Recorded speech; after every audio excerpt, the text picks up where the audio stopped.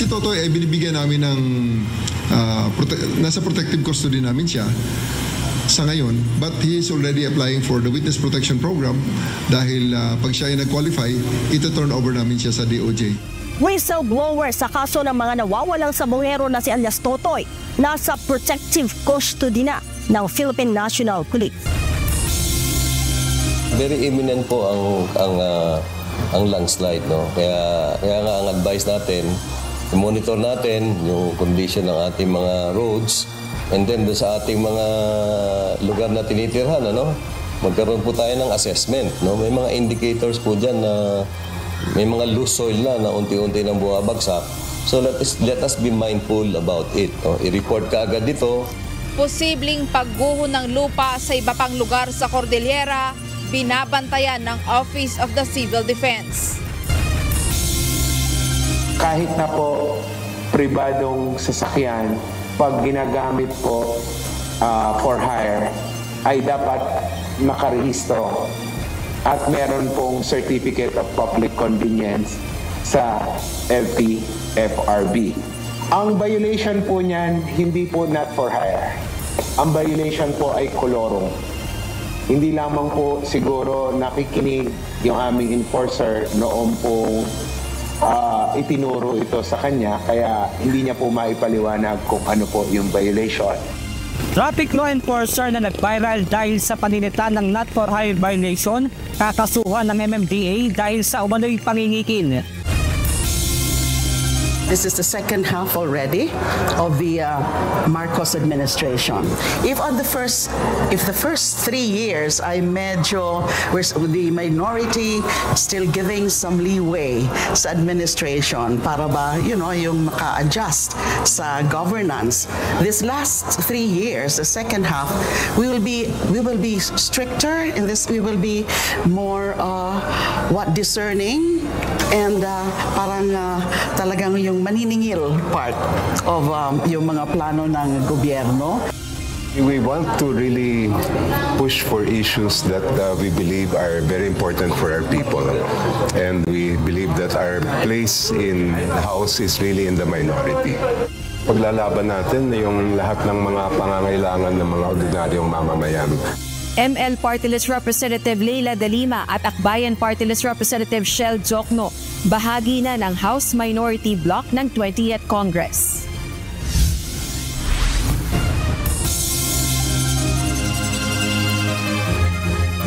Magandang hapon, Pilipinas at sa buong mundo. Tayo po ay sabayang napapakinggan sa Radyo La Verdad 1350 ang UNTV Radio. Una sa ating mga balita. Lalong lumalalim ang kaso ng mga nawawalang sabongero matapos sa mga pagsisiwalat ng nagpakilalang whistleblower na si Julie Patidongan alias Totoy. At upang matiyak ang kanyang kaligtasan, isinailalim na siya sa protective custody ng Philippine National Police. Ito ang balita ni Lea Ilagan. In the interest of fair play, bigyan natin sila ng pagkakataon din na sagutin yung mga reklamo laban sa kanila. Pero isang sigurado rito, hindi namin sila bibigyan ng luwag, hindi namin sila bibigyan ng puwang na paglaruan ng ating justisya. Nasa ilalim na ng pangangalaga ng pambansang pulisya ang whistleblower sa nawawalang mga sabongero na si Julie Patidongan alias Totoy. Ayon kay Philippine National Police Chief Police General Nicolas Torre III, poproteksyon na ng PNP si alias Totoy hanggat hindi pa naaaprobahan ang aplikasyon nito sa Witness Protection Program.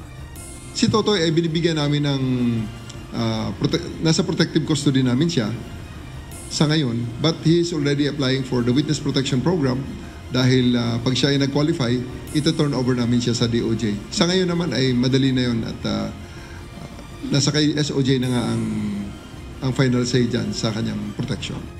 Kinumpirma din ni General Torre na nasa restrictive custody na sa Campo Crame ang 15 pulis na idinadawit rin sa kaso habang isinasagawa ang investigasyon. 3 sa mga ito ang natanggal na sa serbisyo at 1 ang malapit na magretiro. Lieutenant Colonel Ania ang pinakamataas na ranggo sa mga isinasangkot. Nakatalaga ang mga ito sa iba't ibang unit ng PNP. mayroong galing sa mga region at mayroon naman mula sa Area Police Command. Yes, we have placed several personnel under restrictive custody pending the investigation on the missing Sabongeros. That we can confirm. And we have partnered with NAPOLCOM for the in-depth investigation of this case to ensure transparency and impartiality and to ensure that really the ends of justice will be achieved. Sinabi din ni General Torre na malaking hamon para sa PNP ang pagsisid sa Taal Lake, subalit hindi ito nangangahulugan na hindi nila ito gagawin. Andiyan na lahat ng challenges eh. Hindi naman ibig sabihin na challenging, hindi na natin gagawin. Dahil challenging siya, hindi natin gawin. We'll try. We'll see how far we can go sa ating mga efforts. Pag hindi kaya, aminin natin na hindi kaya and we'll try another way. Pero kung makaya naman sa normal na tech diving, baka po pwede. Dagdag ni General Torre, bukod sa Taal Lake, kasama na rin aniya sa kanilang iimbestigahan ang lumutang na iba pang lugar kung saan itinapon ang bangkay ng mga nawawalang sabongero. Based on our information, hindi naman sa Taal ang disposal, no? Hindi lang sa lake ang disposal. May mga areas pa. At yan naman ay mga ini-examine na namin. Hindi lang natin pinipreempt para to preclude yung you know, alam mo na yung ma-preclude yung pag may mga tao apektado dyan eh. Gagawa rin siyempre ng paraan yan na pigilin ang efforts ng pulis.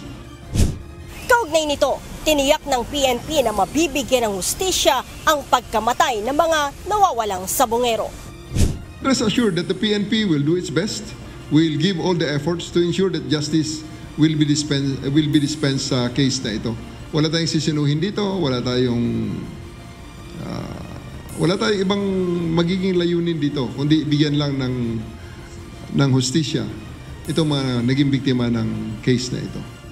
Nauna nang isiniwalat ni alias Totoy sa media na nasa 30 pulis ang sangkot sa pagdukot at pagtatapon ng bangkay ng mga sabongero sa Taal Lake. Leia Ilagan, UNTV, News and Rescue. Diyos ang aming sandigan, serbisyo publiko ang aming pinahahalagahan. Hinamon ng National Bureau of Investigation si alias Totoy na pangalanan ang sinasabi nitong mga miyembro ng ahensya na sangkot umano sa pagkawalan ng mga sabongero. Ayon kay NBI Director Jaime Santiago, hindi makatarungan para sa ahensya na nadadawit sa isyu ng walang linaw kung sino ang talagang sangkot. Sinabi pa nito na masyadong mabigat ang mga akusasyon at kung hindi tutukuyin ni alias Totoy kung sino ito ay madadamay ang lahat ng nasa NBI. Sabihin niya kung sino, ituro niya kung sino. Kung hindi niya alam ang pangalan, pwede kami magpa-line up kung sino yung mga iniisip niya na NBI. Ngayon, kung hindi niya sasabihin kung sino, hindi maiimbestigahan yun, abay lahat kami dito yung suspect. Naniniwala si mamamayang Liberal Party List Representative Leila De Lima na labag sa saligang batas ang hinihinging certification ng Senate Impeachment Court sa Kamara ng 20th Congress. Partikular na ang isang resolusyong nagsasabing interesado pa rin ituloy ng House members ng 20th Congress ang impeachment case kay Vice President Sara Duterte. Samantala, bahagi na ng minority bloc ng 20th Congress sina Congresswoman De Lima at Akbayan Party List Representative Shell Jokno. Ito ang balita ni Rosalie Coz. I always hold the position that at this point, Senate cannot be asking or cannot be demanding anything from the House of Representatives with respect to the impeachment case. Kasi nagawa na ng House of Representatives yung role niya. Dapat maging maingat ang House Prosecution Panel sa magiging hakbang at sagot sa kautusan ng Senate Impeachment Court. Ayon kay mamamayang liberal o ML Party List Representative Leila De Lima na inaasahang mauupo bilang House Prosecutor sa nakatakdang paglilitis ni Vice President Sara Duterte, labag sa saligang batas ang impeachment order sa Kamara. Kabilang na ang paglalabas ng resolusyon na magsasaad na ipagpapatuloy ng House members ng 20th Congress ang impeachment case laban sa Vice-Presidente. So it's not proper for me, and in fact, I consider it violative of the Constitution, the very spirit, and even the language of the Constitution. Ayon naman kay Akbayan Party List Representative Shell Jokno na magiging House Prosecutor din. Sa kabila ng pagiging questionable, naniniwala pa rin itong dapat sundin ang Senate Impeachment Order. Hindi rin anya mahirap para sa Kamara na sundin ito. Siyempre, yun ay isang order na dapat sundin ng prosecution panel ng House of Representatives. But in terms of how the House is going to adhere to that order, siyempre, nasa kamay yan ng House of Representatives ng prosecution panel. Dagdag pa nito, inaasahan na ang pagkakaroon ng nagkakaisang posisyon ng House Minority Bloc ng 20th Congress kaugnay ng impeachment case laban kay VP Sara. Samantala, magiging bahagi na ng minority bloc sa 20th Congress ng Kamara sina Representatives De Lima at Jokno. Pagtitiyak ng mga ito, kikilatisin nilang mabuti ang mga prioridad na panukalang batas ng administrasyon ni Pangulong Ferdinand Marcos Jr. This is the second half already of the Marcos administration. If the first 3 years ay medyo with the minority still giving some leeway sa administration para ba yung maka-adjust sa governance, this last 3 years, the second half, we will be stricter in this. We will be more discerning and parang talagang yung maniningil part of yung mga plano ng gobyerno. We want to really push for issues that we believe are very important for our people. And we believe that our place in the House is really in the minority. Paglalaban natin yung lahat ng mga pangangailangan ng mga ordinaryong mamamayan. Kabilang ang dalawa sa 26 House members na nagpahayag na ng suporta kay 4-piece Party List Representative Marcelino Libanan bilang House Minority Leader sa 20th Congress. Si Congressman Libanan ang House Minority Leader ng 19th Congress. Rosa Licoz, UNTV News and Rescue. Diyos ang aming sandigan, serbisyo publiko ang aming pinahahalagahan. Problema at reklamo ng ilang motorista ang nararanasang pangungutong ng ilang traffic enforcers sa lansangan. Ayon sa isang transport group, ugat ng korupsyon ang kakulangan sa sahod ng mga traffic aid. Sa Maynila, tiniyak ni Mayor Isko Moreno na tatanggap ng tamang sahod ang mga nasa Manila Traffic and Parking Bureau kahit walang huli. Ito ang balita ni Ivan Alvarez. Sasabihin sa iyo, mabigat. Ang multa nito ay 2,000. Pero bibigyan lang kita ng mababa. Sasabihin po yung enforcer. Bigyan na lang kita ng 500 not multa, sabi niya. Siyempre kami po, malaking kawalan po sa amin po yun. Ngayon, nakikiusap na lang po kami doon sa enforcer. Wala na lang magawa kundi magmulta. Ganito inilarawan ni Armando Velasquez, isang motor taxi driver, ang kanyang karanasan sa tuwing nahuhuli siya ng mga traffic law enforcer sa Maynila. Kwento nito, may pagkakataon na pinara siya ng enforcer kahit hindi naman umano siya lumabag sa batas trapiko. Si Erwin Aquino naman na higit 20 taon nang pumapasada sa rutang Espanya-Blumentritt, hindi na nagugulat sa mga ganito umanong modus operandi. Mayroon pong magsabi magsumbong sa ganito, mahirap po yun ma'am kasi dito ang hanap buhay namin sa kalye. Dito lang kami nabubuhay, dito namin binubuhay ang pamilya namin. Sa umpisa may aksyon, pero bandang huli kami pa rin ang kawawa kasi kami pa rin ang bubulabugin. Kaya ang ginagawa na lang po namin, nakikisama kami. Ayon sa transport group na Piston, kailangan ng maayos na mga pulisiya mula sa pamahalaan upang mabawasan ang mga ganitong klase ng korupsyon sa kalsada, hindi lamang sa Maynila. Ang isang kailangang pag-aralan dyan ng national at lokal ay bigyan ng sapat na sahod yung ating mga traffic enforcer. Kasi yan din ang nagtutulak sa kanila dahil sa lit ng sahod ay nagtutulak sa kanila talaga yan na para kung paano sila kikita sa pamamagitan ng traffic violation. Para naman sa Move as One Coalition, isang sustainable mobility advocate group, bukod sa malinaw na mga batas trapiko, malaking tulong na rin ang paggamit ng mga teknolohiya ng mga otoridad. Tulad po ng NCAP, para po merong ebidensya ng violation. Hindi lang po nakasalalay sa sinabi ng traffic enforcer o sinabi ng nagmomotor o sinabi ng pedestrian o sino mga na may nalabag na batas. Samantala sa Maynila, Tiniyak ng lokal na pamahalaan ito na makakatanggap ng tamang sahod ang traffic law enforcers ng Manila Traffic and Parking Bureau o MTPB, may huli man o wala. Ang traffic enforcement is traffic assistance. Hindi violation lagi ang hinahanap natin. Anyway, may huli o wala, may sweldo. Ang tanong lang naman kailan. Pinaalalahanan din ng mga ito na magtino at mag-focus sa pagsasaayos ng daloy ng trapiko at hindi lamang panay panghuhuli ng mga may violation. Ivan Alvarez, UNTV News and Rescue. Diyos ang aming sandigan, serbisyo publiko ang aming pinahahalagahan. Nakahandang magsampa ng reklamo ang Metropolitan Manila Development Authority o MMDA laban sa isa nilang traffic enforcer dahil sa pangingikil. Nag-viral sa social media ang nasabing enforcer matapos sitahin ng isang drop-side pickup truck dahil sa not for hire violation.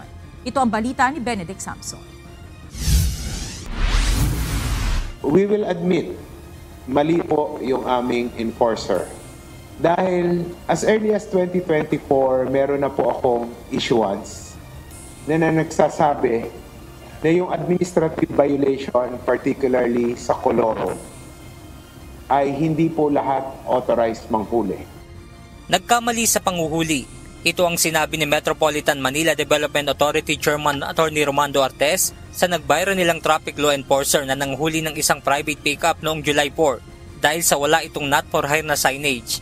Ayon kay Chairman Artes, colorum at hindi not for hire ang nakikita nilang paglabag ng may-ari ng pickup. Kahit na po pribadong sasakyan, pag ginagamit po for hire, ay dapat nakarehistro at meron pong Certificate of Public Convenience sa LTFRB. Ang violation po niyan, hindi po not for hire. Ang violation po ay colorum. Hindi lamang po siguro nakikinig yung aming enforcer noong po itinuro ito sa kanya, kaya hindi niya po maipaliwanag kung ano po yung violation. Nilinaw ng MMDA chairman na hindi lahat ng enforcer nila ay otorisadong manghuli ng colorum dahil sa mga insidente ng pangungutong. Bakit po tayo may issuance sa ganito? Dahil po maraming report sa amin na hinaharang ng enforcers lalo sa gabi yung mga trucks at yung nga pong ganitong mga sasakyan na may karga. Kahit walang initial violation, hinahanapan nila ng pangkisa, inaalam nila, kinukuha yung DTI registration at kung ano-anong dokumento at ginagamit po pangharas at pangungutong. Pero dahil sa nangyaring insidente, nakatanggap ng iba pang reklamo ang MMDA laban sa enforcer. Ayon pa kay Chairman Artes, posibleng maalis sa serbisyo ang nasabing traffic enforcer dahil na rin sa umano'y pangingikil nito. May lumabas po kanina na another complainant na nakotongan siya ng I think 2,000 or 3,000 pesos at nag-Gcash pa. Medyo malakas ang loob nitong ating enforcer. Mukhang sanay. So, kakasuhan po natin siya para ma-terminate as soon as possible. Ayon sa Land Transportation Franchising and Regulatory Board, nasa 1 milyong piso ang ipapataw nilang multa kung bus ang mahuhuli. 200,000 pesos naman kung truck, 50,000 pesos kung jeepney, 200,000 pesos kung van, 120,000 pesos kung sedan at 6,000 pesos kung motorsiklo. At lahat ay mayroong 3 buwan na minimum impounding period. Benedict Samson, UNTV News and Rescue. Diyos ang aming sandigan, serbisyo publiko ang aming pinahahalagahan.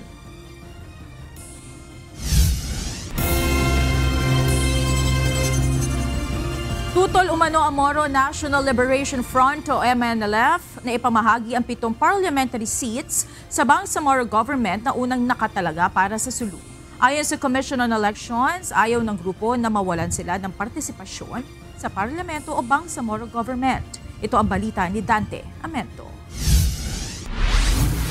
Yung MNLF ay mukhang bilang isang grupo ay kine-question, ino-oppose nila yung redistribution ng 7 seats. Bigo pa rin hanggang ngayon ang Bangsamoro government na mabatid kung ano ang gagawin sa 7 parliamentary seats na nakalaan sana para sa Sulu. Ayon sa Commission on Elections o COMELEC, nagkakaroon pa ng talakayan sa issue ng redistribution o saang mga lugar mapupunta ang nasabing pwesto. Sabi ni Chairman George Erwin Garcia, ayaw ng Moro National Liberation Front o MNLF na mangyari ito dahil mawawalan sila ng representasyon hindi lang sa parliament kundi sa mismong Bangsamoro. Yung kasing Sulu na nawala ay more or less sa paniniwala nila dapat sa kanila naka-assign yun. Pero yan ang kanilang nire-resolve ngayon. Ang MNLF ay unang naitatag kaysa sa Moro Islamic Liberation Front o MILF.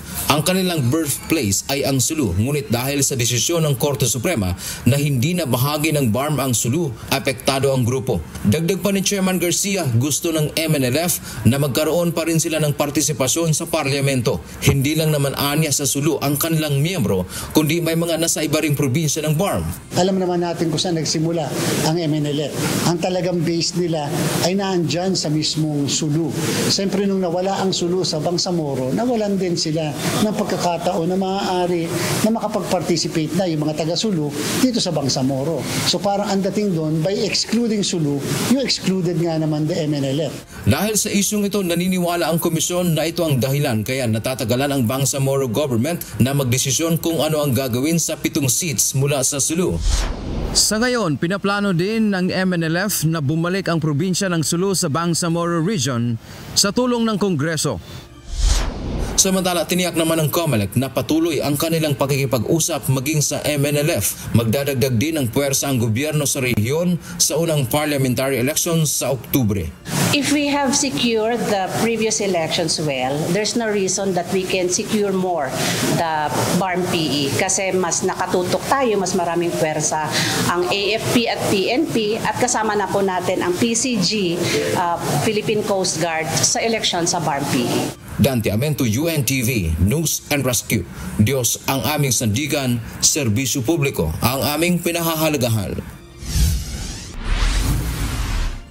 Nananatiling hamon sa Pilipinas ang paghahatid ng maayos at mabilis na internet connection sa malalayong lugar. Ngunit naniniwala ang pamahalaan na maisa sa katuparan nito oras na makumpleto na ang National Fiber Backbone Project. Ito ang balita ni Nel Maribohok. Dahil sa panahon ngayon, hindi na privilege ang pagkakaroon ng access sa mabilis na internet. Ito ay pangangailangan na. Kailangan ito sa pag-aaral, sa trabaho, sa negosyo, at para mapanatili ang koneksyon sa mga mahal sa buhay. Isa ng mahalagang pangangailangan ng bawat Pilipino ang internet. Kung dati ay para lang ito sa pakikipag-usap sa mga nasa malalayong lugar at pag-access sa mga impormasyon, ngayon ay kasama na lalo na sa pag-aaral ng mga estudyante at sa negosyo.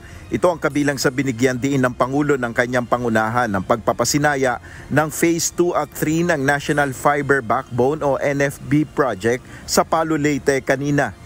Sa ilalim ng Phase 2 at 3 ng NFB, inilatag ang 1,800 kilometers na bagong fiber optic cable sa Cagayan Valley, Calabarzon, Bicol, Eastern Visayas at Mindanao. Kasunod dito ng Phase 1 na inilunsad noong April 2024 na saklaw naman ng 1,200 kilometers mula Lawag, Ilocos Norte hanggang Quezon City. Ayon kay Pangulong Marcos, sa oras na makumpleto ang National Fiber Backbone Project, mas magiging mabilis at mura ang internet sa bansa. At kapag buo na ang National Fiber Backbone, maaari pang mabawasan ang gastos ng mga telco at internet provider dahil may sarili na tayong infrastruktura. Mas abot kayang internet, mas maraming Pilipino ang konektado. Kaugnay nito, pinangunahan rin kanina ng Pangulo ang paglulunsad ng free public Wi-Fi site sa MacArthur Landing Memorial National Park sa Leyte. Samantala, inatasan naman ni PBBM ang Department of Public Works and Highways o DPWH na pabilisin ang pagsasaayos ng San Juanico Bridge. Ayon kay Pangulong Marcos, may nakalaan na ang pamahalaan ng pondo para dito. May higit kalahating bilyong piso na pondo ang nakalaan para maibalik sa 12 hanggang 15 metric ton ang load limit sa susunod na Disyembre. Ngunit kailangan pa nating itaas ang buong kapasidad nito sa 33 metric tons. Paabutin natin doon sa kanyang dati na kaya. Nel Maribuhok, UNTV News and Rescue. Diyos ang aming sandigan, serbisyo publiko ang aming pinahalagahan.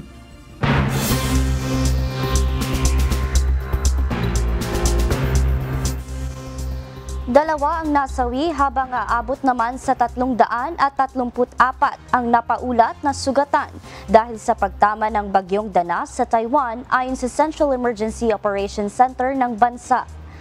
Nagmula sa Tainan ang dalawang nasawi kung saan naramdaman ang matinding buhos ng ulan at malakas na hangin. Naglandfall sa Buday Township ng Chiayi County linggo ng gabi ang bagyong Danas. Kumpara sa ibang mga bagyo na dumadaan sa bulubundukin at hindi mataong lugar sa East Coast ng bansa. Ang bagyong Danas ay dumaan sa West Coast ng Taiwan kung saan naroroon ang matataong mga lugar.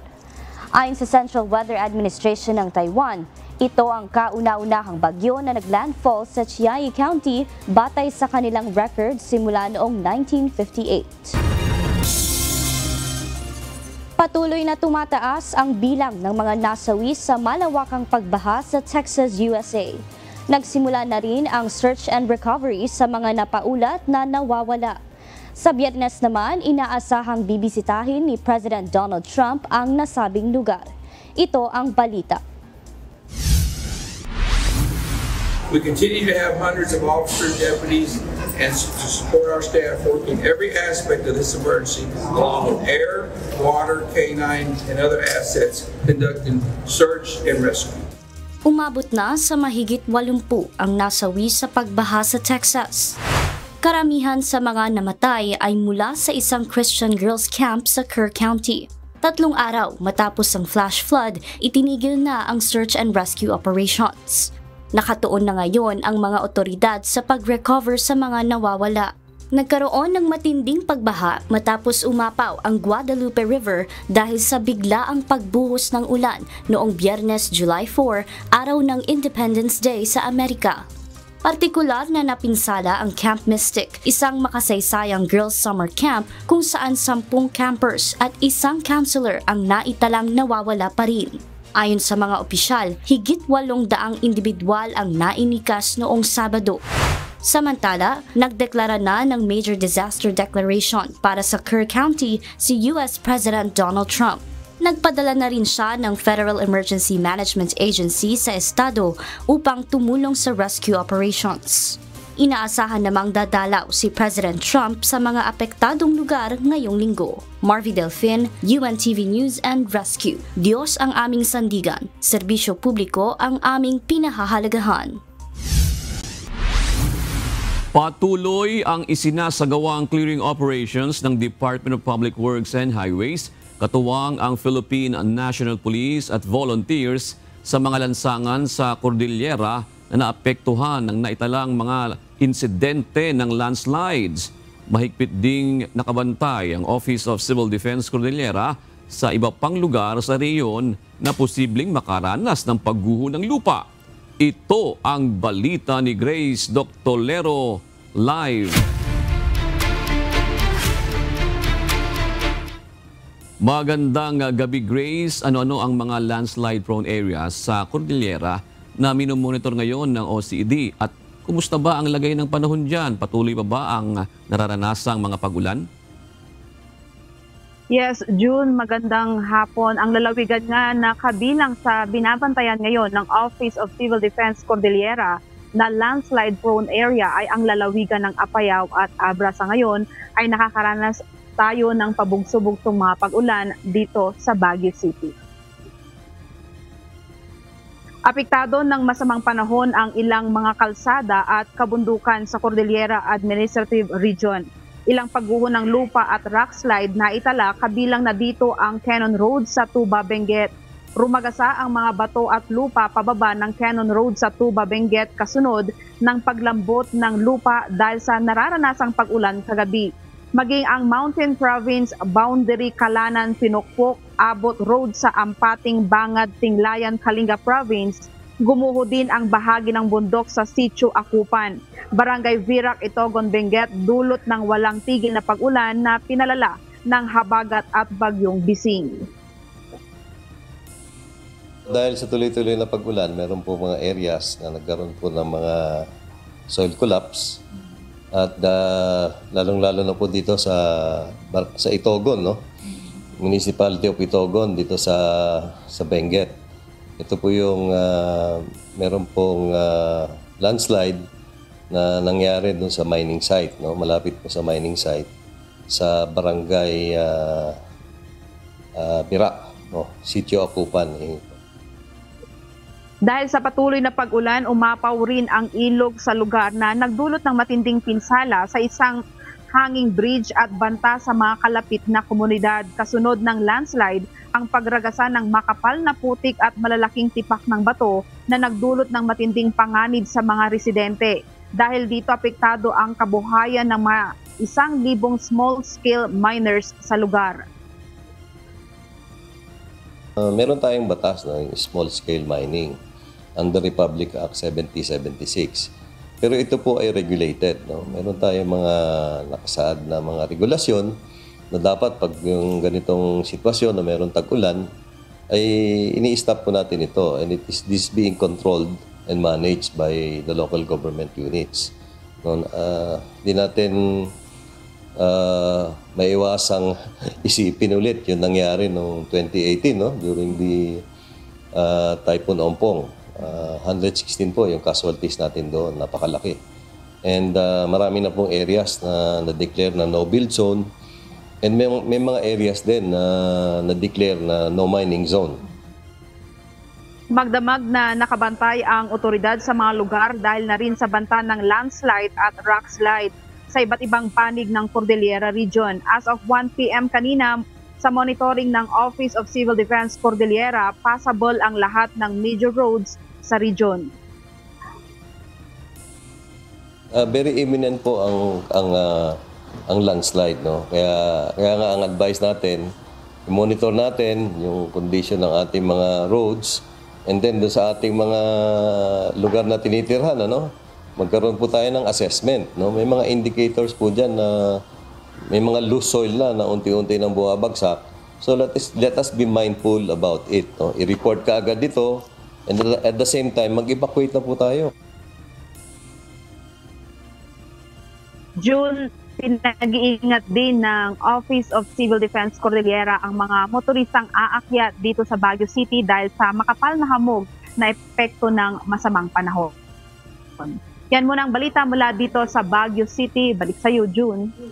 Maraming salamat, Grace Doctolero. Walang issue sa pagtanggap ng guarantee letter o GL ang ibang private hospital sa bansa. Ayon kay Palace Press Officer Yuse Claire Castro, tanging ang 39 na ospital sa Batangas ang mayroong problema sa utang na hindi nababayaran. Bunsod mo na ito ng kakulangan sa kinakailangang isumiting dokumento.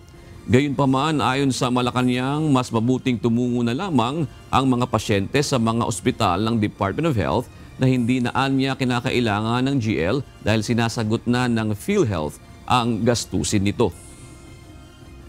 Opo, nakausap po natin mismo ang pamunuan ng DOH at sinasabi nila na 39 hospitals lamang po sa Batangas ang nagkakaroon ngayon ng usapin patungkol sa di umanong pagbabayad ng mabilisan ng mga amount base sa guarantee letters. Dahil ito po daw ay wala pang kaukulang mga dokumentong na isusumite. Pero hindi po nangangahulugan na yung ibang mga hospitals po ay nagkakaroon ng problema pagdating po sa bayaran. Una lang sinabi ng Private Hospital Association of the Philippines o PHAPI, dahil sa hindi nababayarang utang, hindi muna tatanggap ang nasabing mga ospital sa Batangas ng GL mula sa mga politiko. Posibleng simulan na ngayong linggo ang paghahanap sa mga itinapon na bangkay ng mga sabungero. Ilang miyembro rin umano ng judiciary ang iniimbestigahan kaugnay ng kaso. Handa namang ibahagi ng National Bureau of Investigation ang kanilang forensic expertise sakaling mayroong mga ma-recover na mga buto ng mga nawawalang sabungero na umunoy itinapon ang mga bangkay sa Taal Lake. Ito ang balita ni Dante Amento, live. Magandang gabi, Dante. Saan sisimula ng DOJ ang kanilang investigasyon?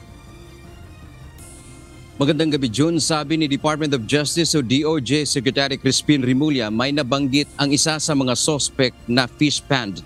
Ito anya ang magiging ground zero o pasimula ng paghahanap ng mga otoridad sa mga nawawalang sabongero. Dagdag pa ni Rimulya, hiningi na niya sa Philippine Coast Guard at Philippine Navy na simula na sa linggong ito ang technical diving operation sa Taal Lake, kung saan sinabi ng whistleblower na si Julie Patidongan alias Totoy na nandoon itinapon ang missing sabongeros. Merong fish pond list yung isang suspect na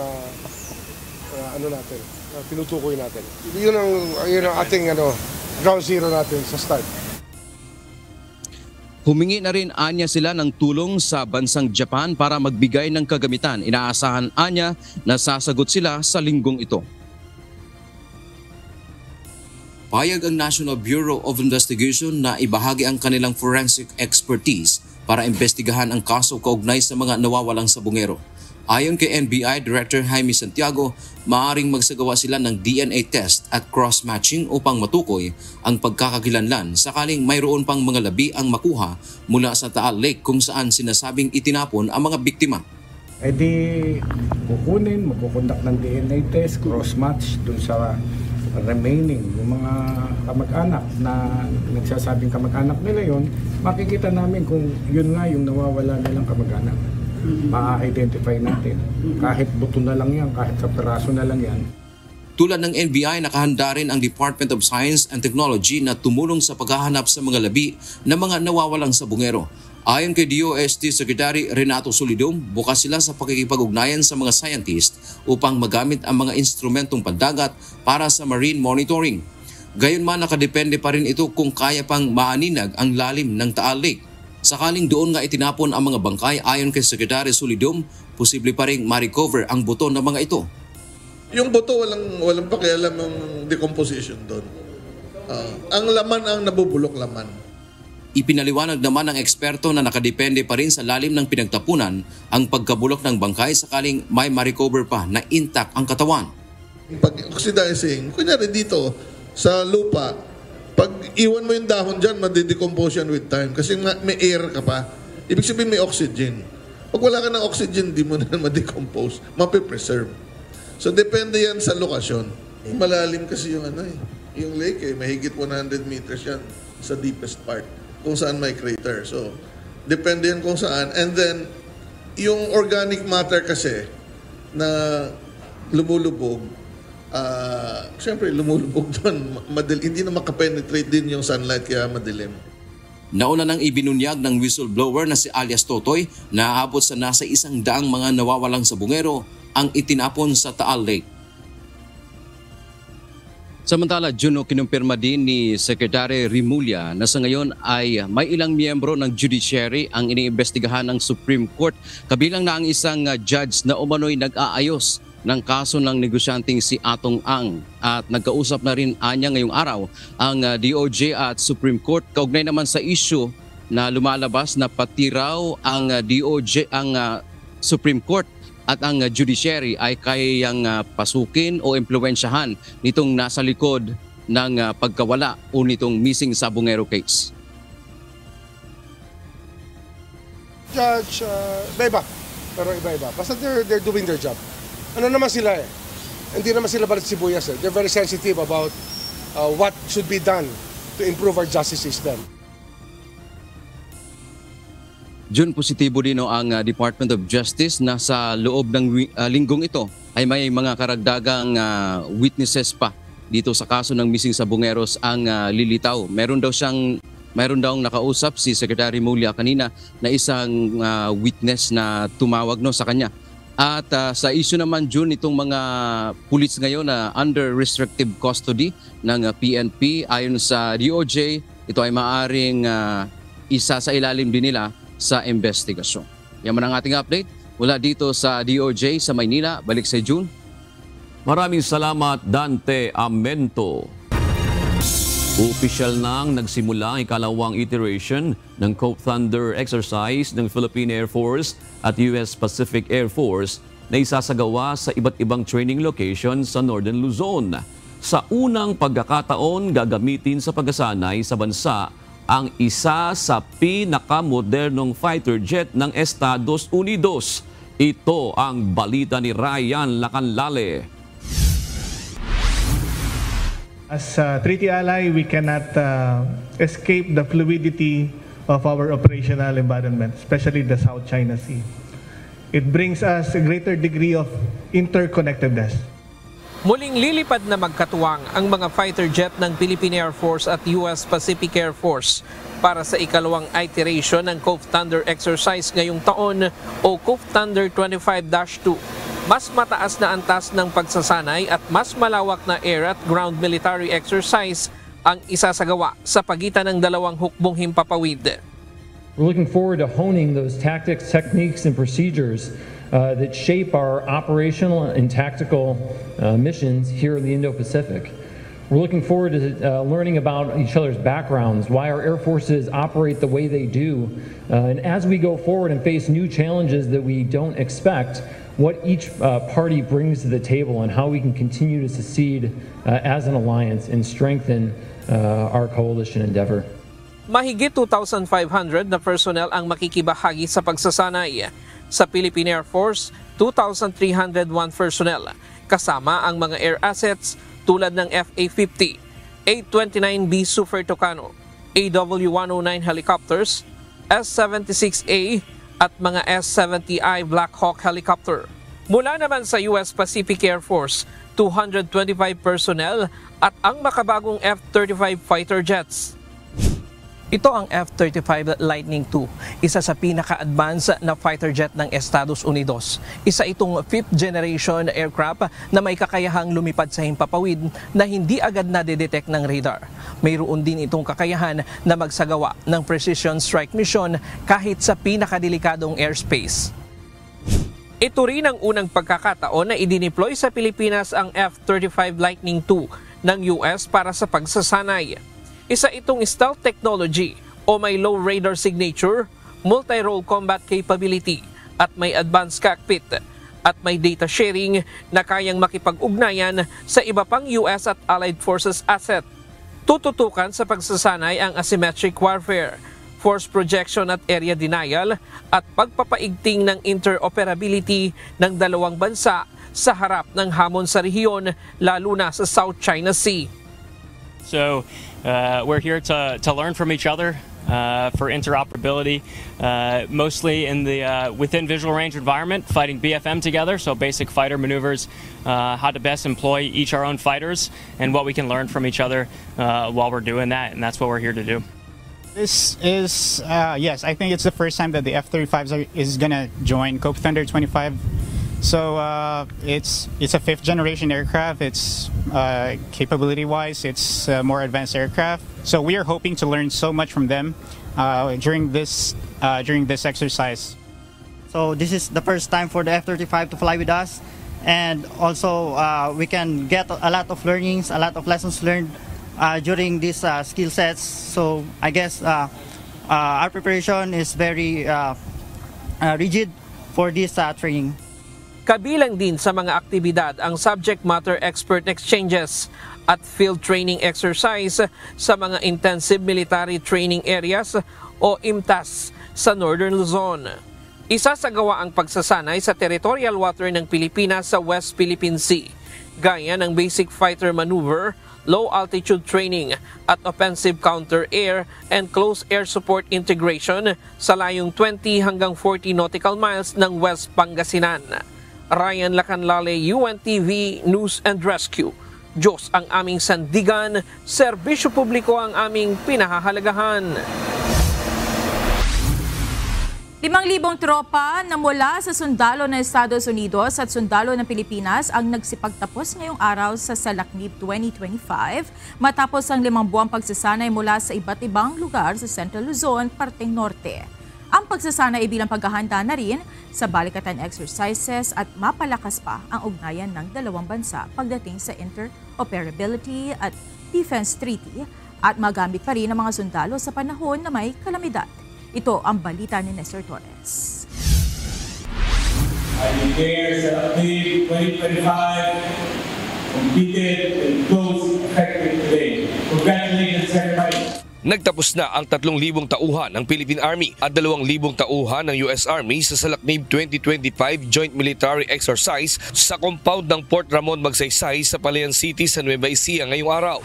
Kabilang sa lumahok sa pagsasanay ay mula sa 51st at 71st Infantry Division, Combat Engineering Regiment, Army Aviation Regiment, Special Operations Command Philippines. At sa US Army naman ay galing sa 25th Infantry Division. Ayon kay Lieutenant General Roy Galido, Commanding General ng Philippine Army, ang SALACNIB ay sinasagawa ng Pilipinas at ng Amerika na naglalayong paghusayin ang kahandaan sa pagtatanggol sa pagbuo ng Tactical Interoperability at Military Defense Treaty. Ang SALACNIB is basically interoperability training ng US Army at saka Philippine Army. We are doing this in a higher intensity. Previously kasi small scale. Kung dati, kada taon, ginagawa ang training ng SALACNIB kadalasan sa Port Magsaysay sa Nueva Ecija. Pero ngayon, isinagawa nila ito sa iba't ibang lugar sa Central Luzon at sa Isabela. Mas large scale and hindi lang siya sa Port Magsaysay. Pumunta ng Gamo de la Cruz, sa Gamo, Isabela, tapos dito yung sa Dingalan. Environment that you do not control is a simulation of a crisis scenario. So, nire-rehearse natin to para malaman kung ano pa yung mga challenges natin. And then this is what we will take again sa next iteration ng mga exercise. Anong intervention para hindi na o para ma-overcome natin yung challenge. Highlights pa rin sa ginawang pagsasanay ang live fire exercise, kabilang dito ang High Mobility Rocket System o HIMARS na isang rocket missile na kayang puntiryahin hanggang 80 kilometro. Gayun din ang Command Post Exercise, Medical Support Exercise, Humanitarian Assistance and Disaster Response, Basic Armor at iba pa na malaking tulong sa tropa ng dalawang magkalyadong bansa. Marami, from fires to logistics, all activities that will teach us or prepare us to defend the country. Just like yung mga, the more we train together, the more we build trust, the more we build confidence, and the more we will be successful. Samantala, kahit tapos na ang SALACNIB ay may iwan pa rin sa bansa ang mga kagamitan ng US. Malaking tulong ito sa Philippine Army, lalo't limitado lang din ang kagamitan ng mga ito. Really were very helpful as we connected with the air traffic control and sea-based maneuver. Secondly was increased communications interoperability, which ultimately contributes to increased mobility and lethality of our two armies in the event that there were conflict. Ayon sa Commanding General ng Philippine Army, malaking tulong ang SALACNIB exercise hindi lang para mapalakas ang ugnayan at interoperability ng US at ng Philippine Army, kundi isang paraan din ito bilang paghahanda lalo na sa panahon ng may kalamidad. Nestor Torres, UNTV News and Rescue. Diyos ang aming sandigan, serbisyo publiko ang aming pinahahalagahan. Nakauwi ng ligtas sa bansa ang 25 Pinoy caregivers mula sa Israel matapos sumama sa voluntary repatriation program ng gobyerno. Ayon sa Department of Migrant Workers, dumating sa Ninoy Aquino International Airport ang 25 mga OFW kahapon July 6. Agad naman silang binigyan ng financial cash aid mula sa programa ng pamahalaan na Action Fund and Emergency Repatriation Fund. Mayroon ding bukod na tulong pinansyal sa kanila ang Department of Social Welfare and Development o DSWD. Nagkaloob din ng training vouchers ang TESDA para naman sa kanilang upskilling habang sila ay nasa bansa. Nabigyan din sila ng health check-up mula sa Department of Health paglapag sa bansa.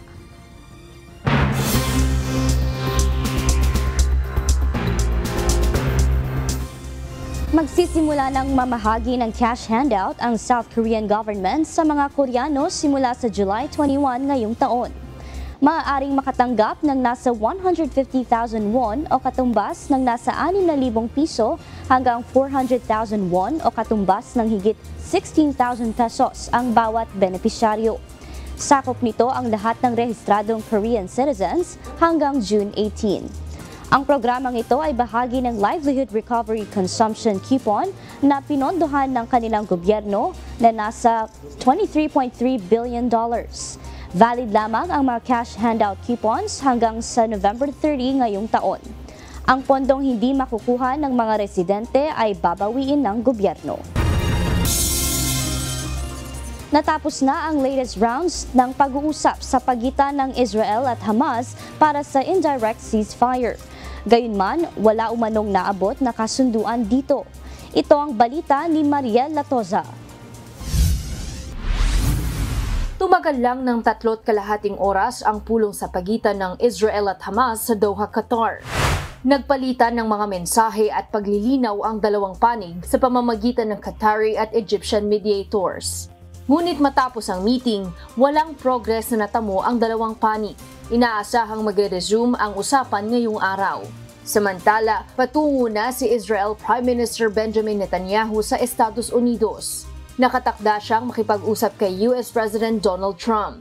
Naniniwala si Netanyahu na makatutulong ang kanyang meeting kay Trump para sa pagkakaroon ng kasunduan sa pagpapalaya ng mas maraming hostages, gayon din sa pagkakaroon ng isang tigil putukan sa Gaza. אני יוצא עכשיו יחד עם רעייתי לביקור חשוב מאוד בוושינגטון. אני אפגש עם הנשיא טראמפ.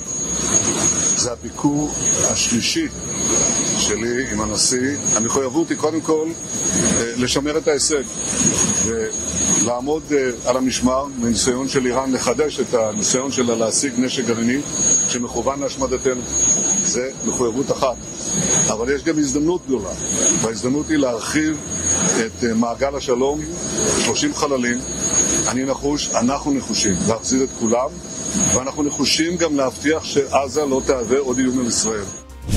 Sinabi naman ng Hamas na tumugon ito sa pinakahuling panukalang tigil putukan sa positibong diwa. Ngunit tila malinaw na may mga puwang pa rin sa pagitan ng dalawang panig na kailangang tulay kung anumang kasunduan ang napagkasunduan. Mariel Latoza, UNTV News and Rescue. Diyos ang aming sandigan, serbisyo publiko ang aming pinahahalagahan.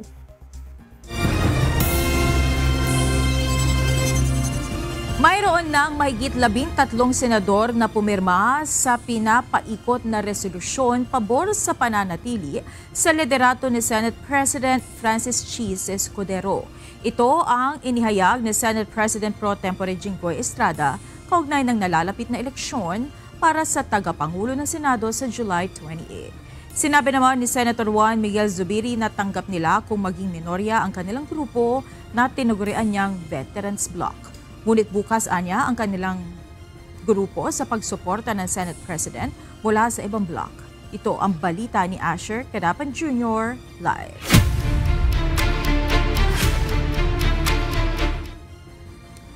Asher, posible bang magbago ang boto ng mga senador bago ang kanilang botohan para sa Senate leadership sa July 28?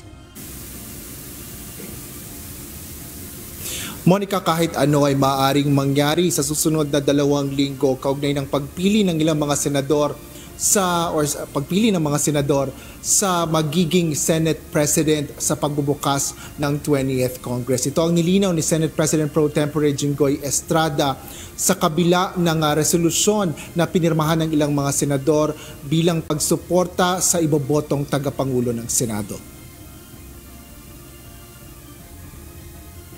Umaasa si Senador Estrada na hindi na magbabago ang desisyon ng mga senador na pumirma sa resolusyon pabor sa pagpapatuloy ng liderato ni Senate President Francis Cheese Escudero.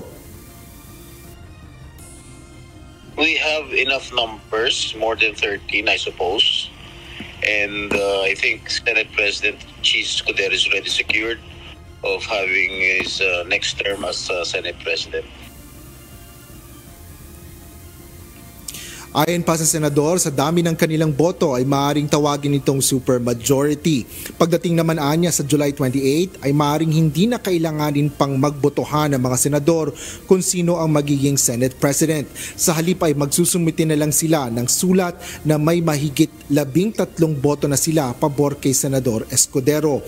Paglilinaw din ni Estrada, walang pinaikot na resolusyon kundi tulong-tulungan ito sa bahagi ng mga senador. Samantala, naniniwala rin si Senador Juan Miguel Zubiri na lahat ay maaaring pang mangyari habang hinihintay pa ang unang sesyon ng Kongreso sa July 28.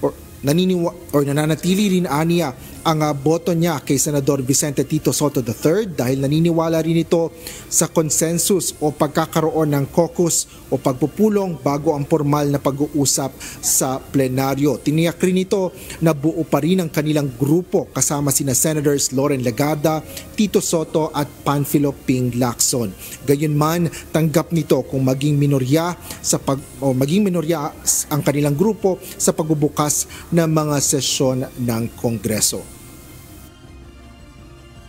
We're open to another third force. Baka may dark horse dyan na gustong tumayo. Why not? We talked about it sa grupo namin. If there's a dark horse that will come out, that's not necessarily us four. We're willing to support. Basta ang pangako lang niya ay transparency at integridad ng Senado.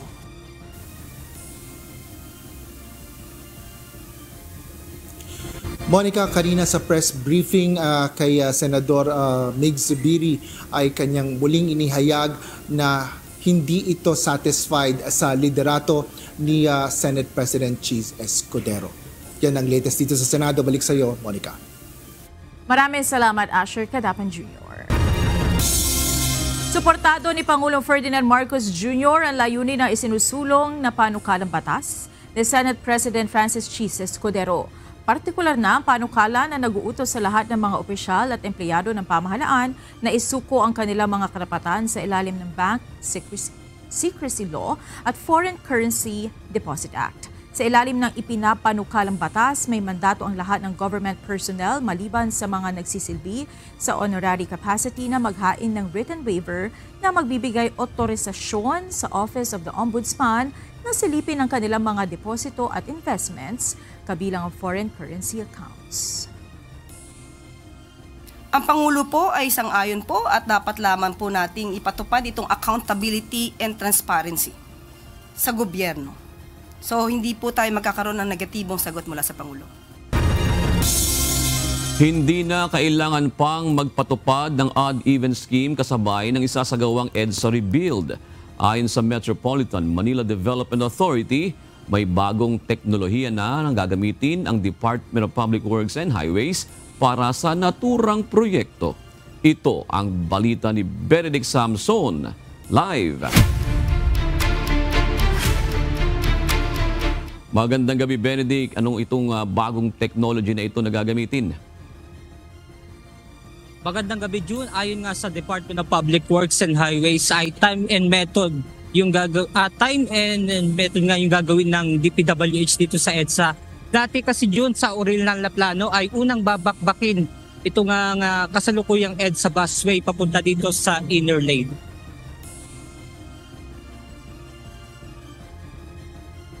Ayon kay MMDA Chairman Attorney Romando Artes, na dahil sa teknolohiya na ito na gagamitin nga ng DPWH sa EDSA rebuild, hindi nakakailanganin pa na magsara ng kalsada sa EDSA liban na sa gabi. Hindi na rin kakailanganin pang ipatupad ang odd-even scheme sa EDSA.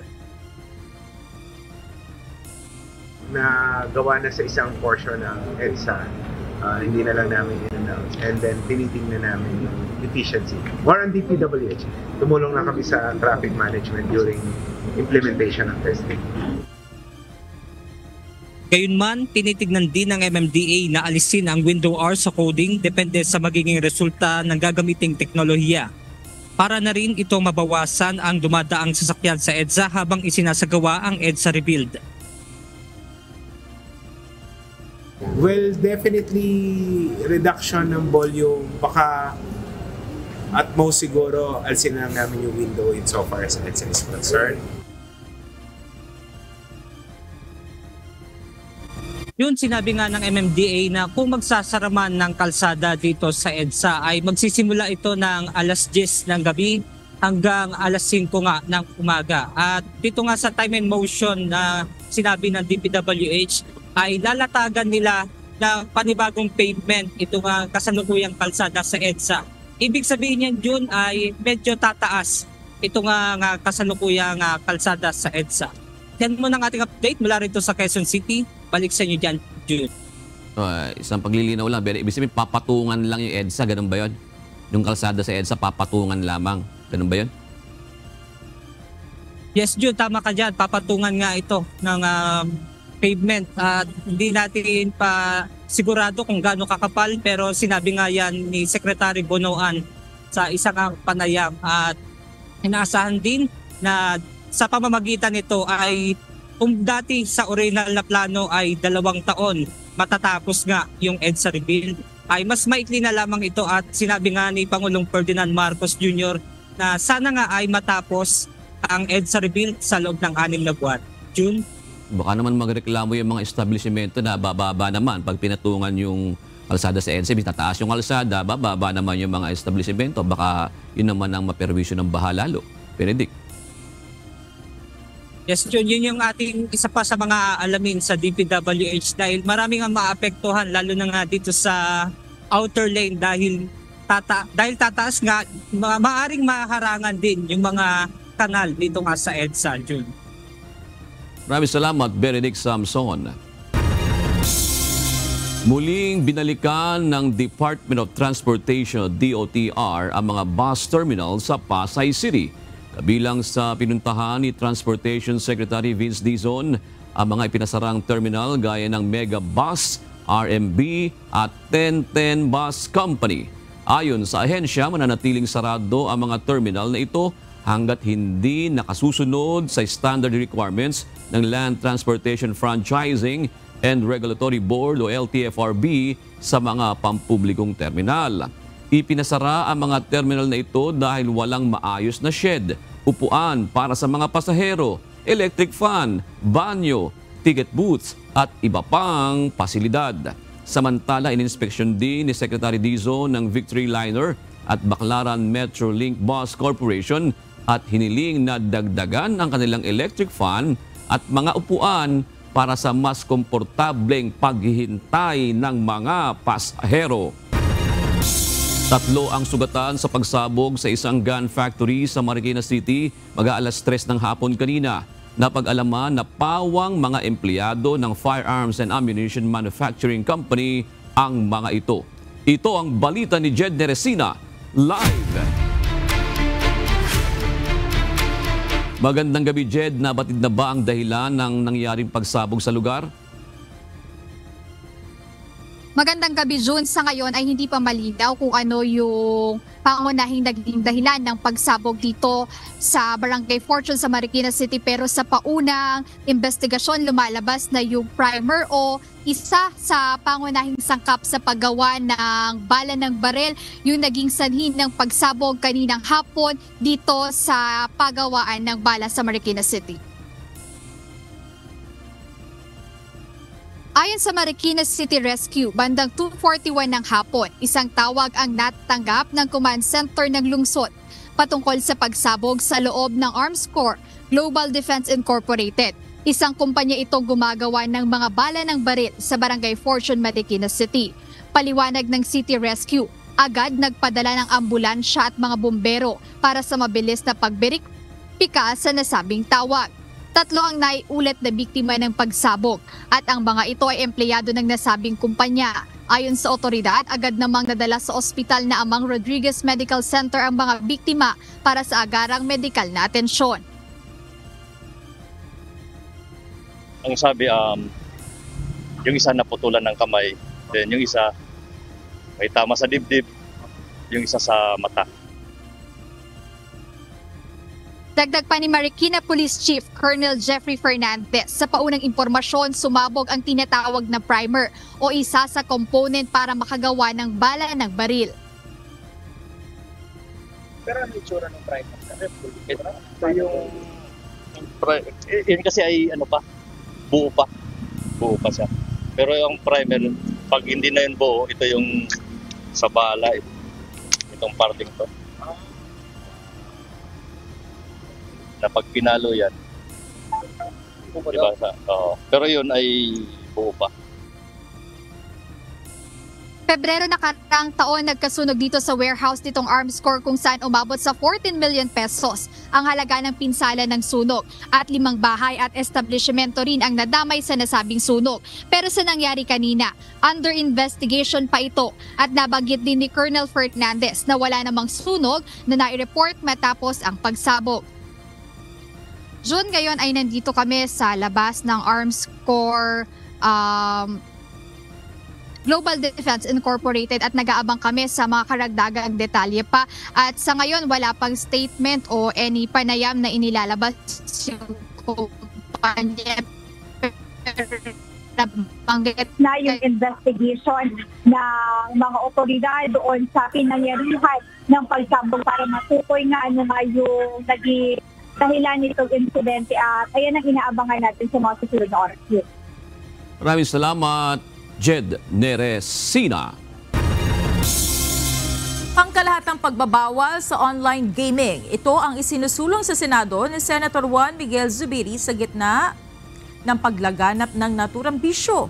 Hiling din ng mambabatas na i-anunsyo ang pagbaba nito ni Pangulong Ferdinand Marcos Jr. sa kanyang State of the Nation Address o SONA. Sinabi naman ng palasyo na pag-aaralan nilang mabuti ang mga panukarang regulasyon o pagbaba ng online gaming.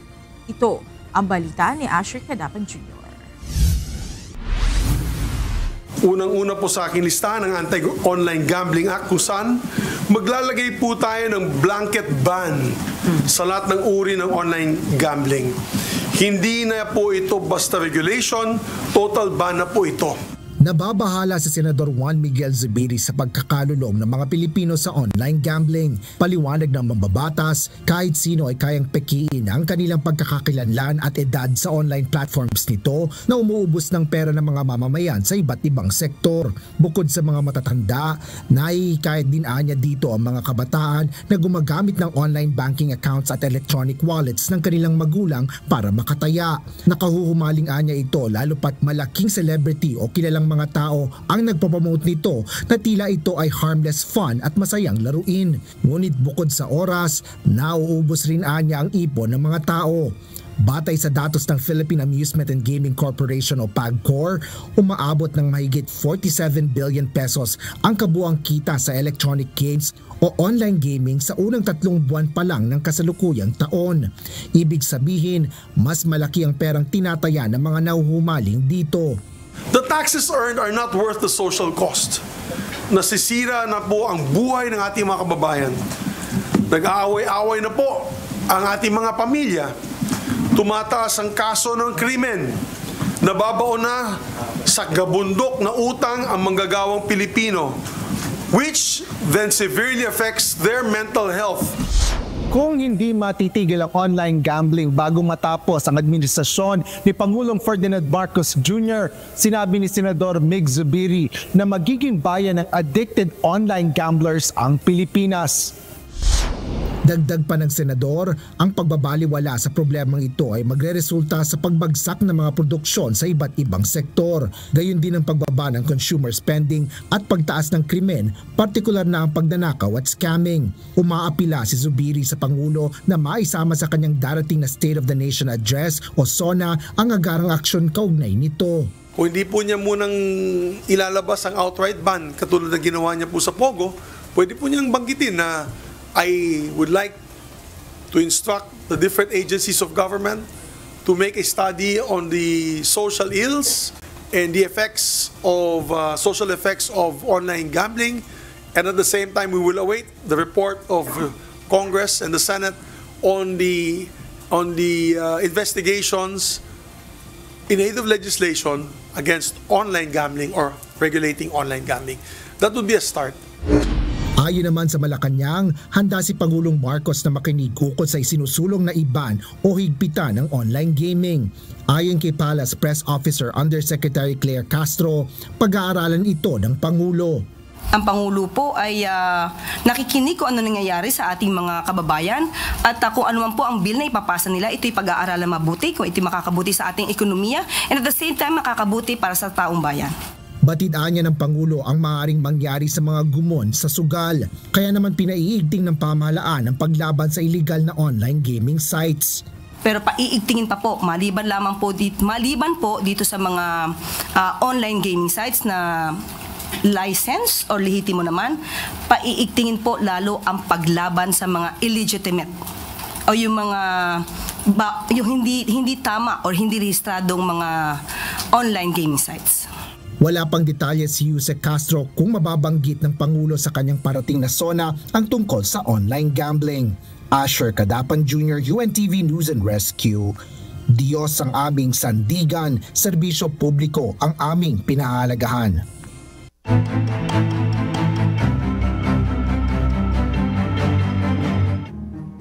Bumuo ng task force sa Mandaue City para sugpuin ang iba't ibang ugat ng kriminalidad sa lungsod. Ipatutupad naman sa Cainta Rizal ang libreng pagpaparehistro ng birth certificate kada buwan. At sa Zamboanga City, nasa higit 2,300 na mga individual ang naapektuhan ng biglang mga pagbaha dahil sa pag-ulang dala ng habagat nitong weekend. Ito ang balita ni JP Nunez. Sa Mandaue City, Cebu, bumuo ang pamahalaang lungsod ng isang multi-agency task force na tututok para sugpuin ang kriminalidad sa lungsod. Layunin nitong hanapin at panagutin ang mga scam hub, illegal drug laboratories, gambling dens at iba pang organized crime sa syudad. Batay sa kautosang nilagdaan ni Mandaue City Mayor Tadeo Hobito Jonky Uwano, pangungunahan ang task force ng Mandaue City Police Office, Bureau of Fire Protection Mandaue City, National Bureau of Investigation Mandaue City, Regional Anti-Cybercrime Unit 8 at ang Department of Interior and Local Government ng Mandaue. Sa Cainta Rizal, gagawin ng buwanan ang libreng pagpaparehistro ng birth certificate. Ayon kay Cainta Mayor Keith Nieto, tuwing Pebrero lang noon isinasagawa ng Philippine Statistics Authority at Local Civil Registrar ang libreng rehistro ng birth certificate. Nagiging problema anya sa kanilang bayan ang ilang mga kabataan na papasok sa eskwelahan subalit wala palang birth certificate. Ang ibaan niyang mga magulang ay hindi aware sa sistema o kaya naman ay walang budget kaya hindi na ikukuha ng birth certificate ang kanilang mga anak. Pupunta lang sa local civil registrar office ang mga nanay para maiproseso ang pagkuha nila ng birth certificate. Kinakailangan naman na sa Cainta isinilang ang kanilang mga anak. Maraming sitwasyon sa atin na tuwing papasok sa eskwela, yung mga bata, first-timers, hahanapan sila ng birth certificate ng mga eskwelahan.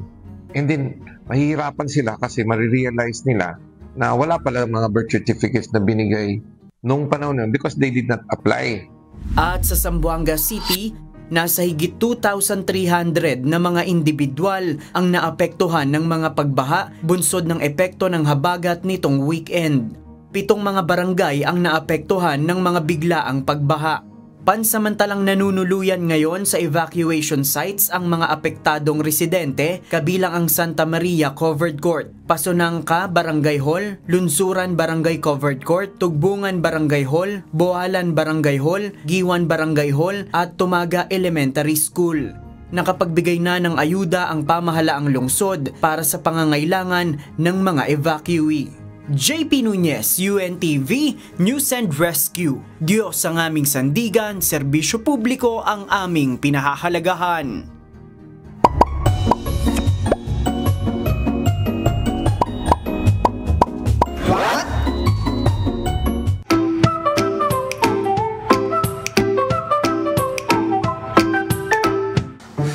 Dagdag kaalaman po. Kahigising ko lang. Pero, alam mo ba yun? Alam mo na nanaginip ka. Pero ang problema, bakit di mo maalala? Alam niyo po, natural lang pala yun. At meron pong paliwanag ang siyensya tungkol dyan. Teka, nag-isip ako eh. Dahil sa bigla ang gising, gano'n. Siguro pag yung panaginip masaya o malungkot, gano'n. Baka ganun. Madalas yung mga naalala mo yung masaya, Hindi maalala yung bigla lang, yung parang bigla ka nagising or ginising ka, ganun. Nanaginip ka tapos bigla kang ginising, parang ay, parang may panaginip ako ba't mo kong ginising, parang ganun. Kaya hindi na maalala, kalimutan na. Ang panaginip nangyayari habang tulog ka sa tinatawag na REM sleep. Yun yung parte ng tulog na gumagalaw ang mga mata kahit nakapikit. Diyan madalas lumalabas yung mga kakaibang panaginip. Parang nalulunod ka, hinahabol ka, o bigla kang may superpower. Ang problema, habang nagre-REM sleep ka, bumabagal ang trabaho ng hippocampus. Yan ang parte ng utak na nagtatago ng memorya. Kaya kahit vivid ang panaginip mo, hindi siya nai-store ng maayos. Pagkagising mo, nag-fade siya na parang bula. Pero minsan, kung magising ka habang nasa kalagitnaan ng panaginip, mas malaki ang chance na maalala mo yun. Kaya, may mga araw na kaya mong ikwento, pero madalas, wala na agad ilang minuto pagkagising mo. Kaya, kung hindi mo maalala ang panaginip, okay lang yan. Normal lang. At halos lahat ng tao ganyan. Ang importante, maayos at buo ang tulog mo. At minsan, may mga tao na parang panaginip lang din. Dumaan saglit, nagpaiyak, nagpakilig, pero pagising mo, wala na. Sana po may natutuhan kayo at laging tatandaan, mapalad po ang tao na nakakasumpo ng karunungan at ang tao na nagtatamo ng kaunawaan.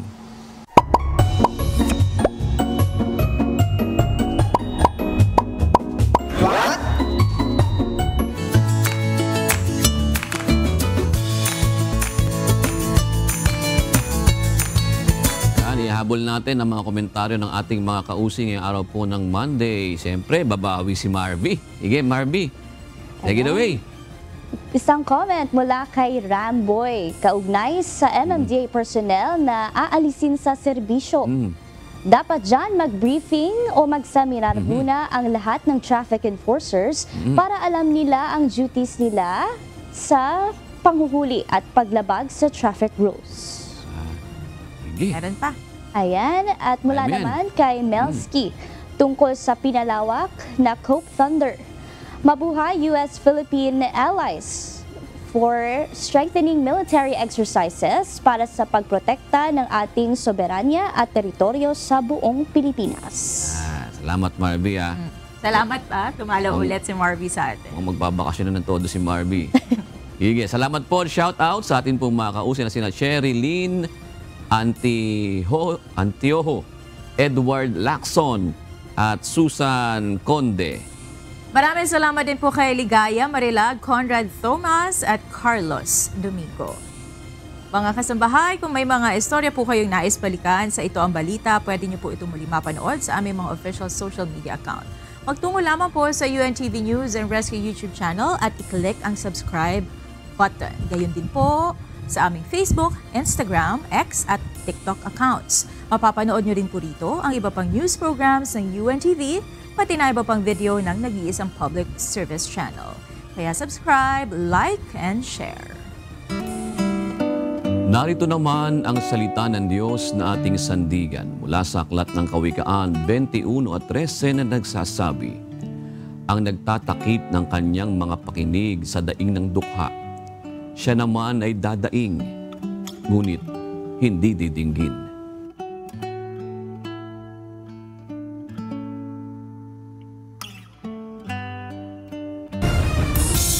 At yan ang naging kabuuan ng ating balitaan ngayong gabi. Aming inilahad ng buong katapatan kung paano namin nasaksihan. Kayo po'y makapagtitiwala ng aming nakita at narinig, ang aming ibinabalita. At dito po sa UNTV, Diyos ang aming sandigan, serbisyo publiko ang aming pinahahalagahan. Magandang gabi po.